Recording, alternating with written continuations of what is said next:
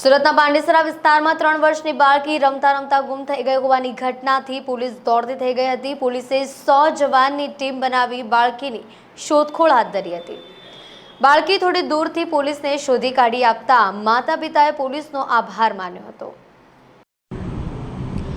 સુરતના માસૂમ બાળકોને હાથ વગર રાખવા અંગેની લાલબત્તી સમાન કિસ્સો સામે આવ્યો છે, જેમાં પાંડેસરા વિસ્તારમાંથી 3 વર્ષની બાળકી ગુમ થઈ ગઈ હતી, જેથી પોલીસ અધિકારીઓ નવરાત્રીના પ્રથમ દિવસે જ દોડતા થઈ ગયા હતા। પોલીસે 100 જવાનની ટીમ બનાવી બાળકીની શોધખોળ હાથ ધરી હતી। લગભગ 2 કલાકથી વધુ સમયે બાળકી હેમખેમ મળી આવતા પોલીસે રાહતનો શ્વાસ લીધો હતો।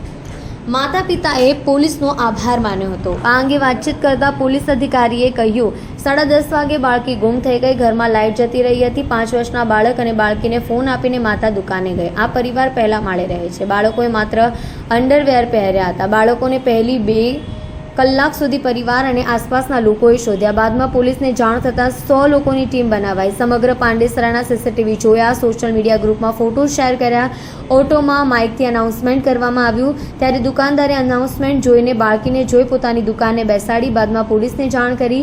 પોલીસે માત્ર 2 કલાકમાં બાળકીને શોધી હતી। હાલ બાળકીનું મેડિકલ કરવામાં આવી રહ્યું છે। ત્યારે અમારી તમામ વાલીઓને પણ અપીલ છે કે બાળકોને સાવચેતીથી રાખીએ, કેર હોમમાં રાખવા જોઈએ।